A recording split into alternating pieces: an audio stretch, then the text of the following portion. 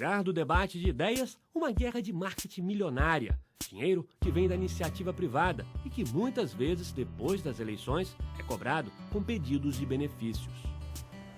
Quem financia uma campanha política quase sempre está pensando em conseguir alguma vantagem no futuro. Nesse jogo de interesse, o político recebe dinheiro para se eleger e depois usa o mandato para pagar o favor. Como aqui no Brasil, quem financia as campanhas são as empresas, aí você já sabe o que acontece, né? Cada vez as campanhas são mais caras, mais abusivas em relação à realidade brasileira, né?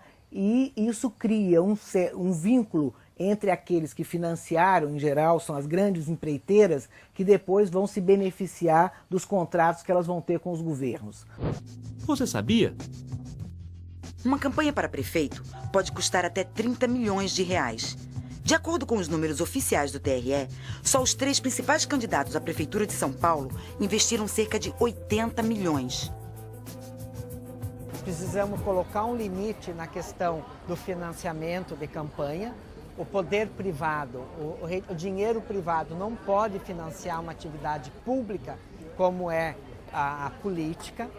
Mas qual seria a solução para combater a influência do poder financeiro nas eleições? O modelo ideal é que seja destinado recursos públicos para todas as candidaturas, em igualdade de condições, e que seja proibido o financiamento privado. Propostas de mudança. Criação do financiamento público exclusivo de campanhas políticas, com a proibição do uso de recursos privados nos processos eleitorais. Os candidatos seriam obrigados a fazer campanhas apenas com a verba deste fundo, que vai ser dividida entre os partidos. Punição severa aos partidos que descumprirem a norma, com a cassação de todos os eleitos. Embrulha para mim, por favor. O financiamento público vai deixar as campanhas menos milionárias, vai acabar com a corrupção, vai trazer mais equilíbrio e disputa e permitir que aquela pessoa com recursos financeiros reduzidos participem do processo eleitoral em pé de igualdade.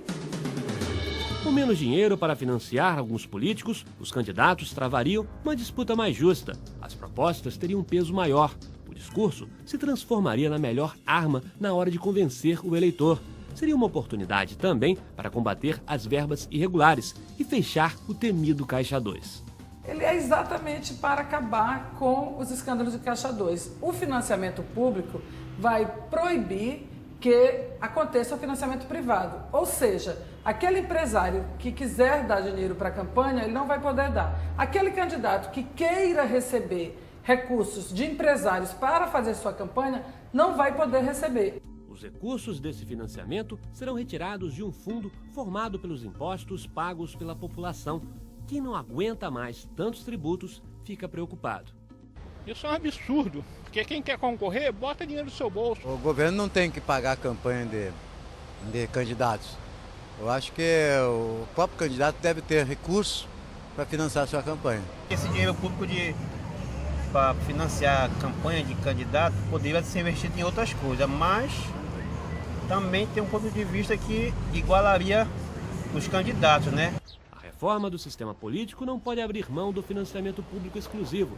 Só assim vamos construir uma democracia mais justa, onde todos os candidatos poderão disputar o voto em igualdade de condições. As pessoas que não concordam com o financiamento público de campanha eleitoral, pensando que isso vai ser um problema, porque vai retirar recursos do erário público, não percebem que o fato de não ter financiamento público, ou seja, dos empresários, grandes empresários, pagarem as campanhas, é que de fato retira recurso do erário público, porque é isso que gera corrupção.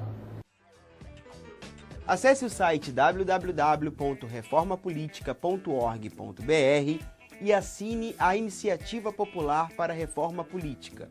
É muito fácil. É só você preencher o formulário, colocar seus dados e clicar em enviar. A reforma política só sairá com pressão popular. Então, participe!